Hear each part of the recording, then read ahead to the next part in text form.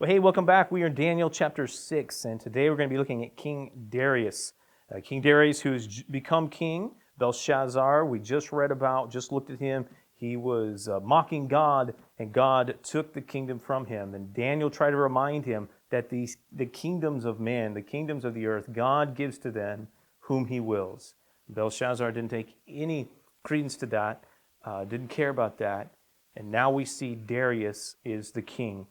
Here, I want to read verses 1 through 4, and then, 1 through 5, and we'll jump into Daniel chapter 6 and take a look here at what's going on. It says, "It pleased Darius to set over the kingdom 120 satraps, to be throughout the whole kingdom, and over them 3 high officials, of whom Daniel was one, to whom these satraps should give account, so that the king might suffer no loss. Then this Daniel became distinguished above all the other high officials and satraps, because an excellent spirit was in him. And the king planned to set him over the whole kingdom. And then the high officials and the satraps sought to find a ground for complaint against Daniel with regard to the kingdom. But they could find no ground for complaint or any fault, because he was faithful, and no error or fault was found in him. Then these men said, 'We shall not find any ground for complaint against this Daniel unless we find it in the connection with the law of his God.'" Daniel once again is standing out, one who is doing well. Daniel is in captivity still in the land of Babylon, and he's gone through several kings now, several rulers, and he has sought to lead faithfully and to do his duties well. To the point here it says Darius comes in, appoints these leaders, and Daniel immediately is recognized and becomes one of these 3 high officials. And it doesn't take long for Darius to recognize that guy is a guy I want in charge of my whole kingdom. Why? Well, there is a parallel, a similarity we see between Daniel and Joseph. They're seeking to honor God in what they're doing, and in seeking to glorify God in what they are doing, even though put in a foreign land and also yet a prisoner there, but in a strange way, seeking this high-ranking place, in this place as a high-ranking official. Well, Daniel is one who does his job well, and it kind of, you wonder, why do these guys dislike Daniel so much? Well, it has to do something with, obviously, with him being Jewish, with him following the one true God and the law of Moses, and also because of the fact that Daniel did his job well. These other leaders, these other officials and satraps, they couldn't get away with skimming a little on the side for themselves and padding their pockets or doing any other kind of a corrupt thing. Daniel would not allow it. And they were disgusted with this. They wanted power. They wanted more and more power. And they knew they were not going to get that with Daniel in the way. So what do? Verses 6 and following, it says this, that the satraps, these high officials and these satraps, they came by agreement to the king, and they said to him, "O King Darius, live forever.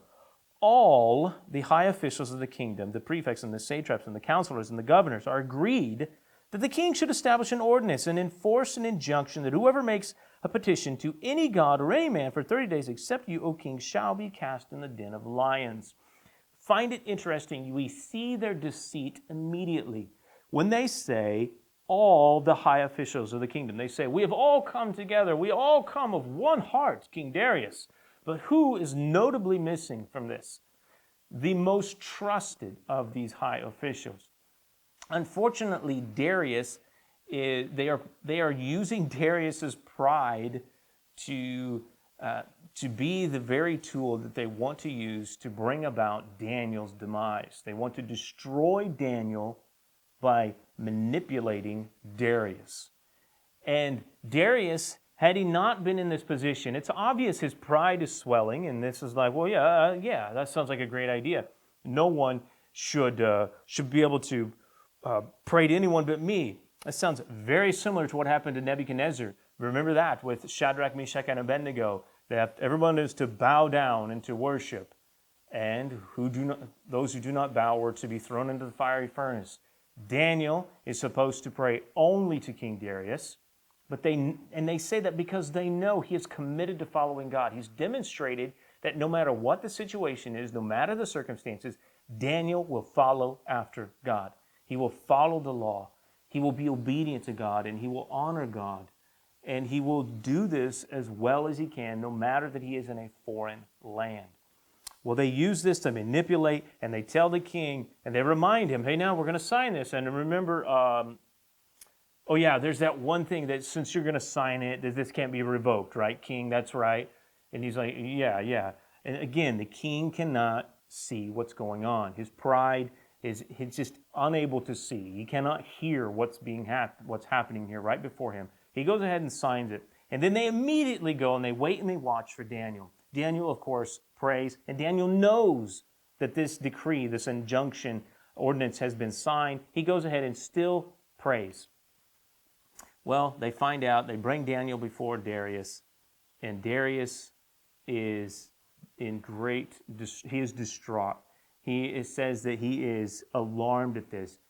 He knows Daniel is the best thing that has happened to him as a king.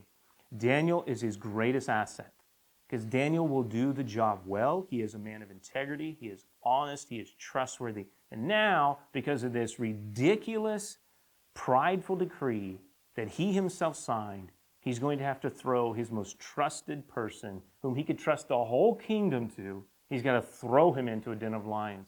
He tries to free Daniel, but it can't be done. He follows the law, and then he puts Daniel in there. And it says he leaves, and Darius is unable to sleep. He fasts for the night. He doesn't want to be entertained. He doesn't want his mind distracted. He is grieving and waiting for morning to come. Morning comes. He rushes out there, and he cries out to Daniel, "O Daniel, has your God, whom you continually serve, been able to save you from the lions?" And then Daniel's response is, "O king." And you know that had to be the greatest thing that Darius had heard in his life. And just knowing that Daniel is okay. Daniel is okay. He is taken out, and then Darius, realizing what had happened, punishes those who had deceived him and tricked him. And he punishes them with an enormous punishment, which we could delve into and wondering how, is this too extreme? Whatever. He punishes them, and Daniel is elevated, and Darius is one who proclaims the glories of God here and sends out a decree to all the world, of all the kingdom he has, that God is to be revered, God is to be honored. Well, hey, next time what we're going to do is we're going to look at a review of chapters 1 through 6 before we step into the next part of the book of Daniel. I'll see you then.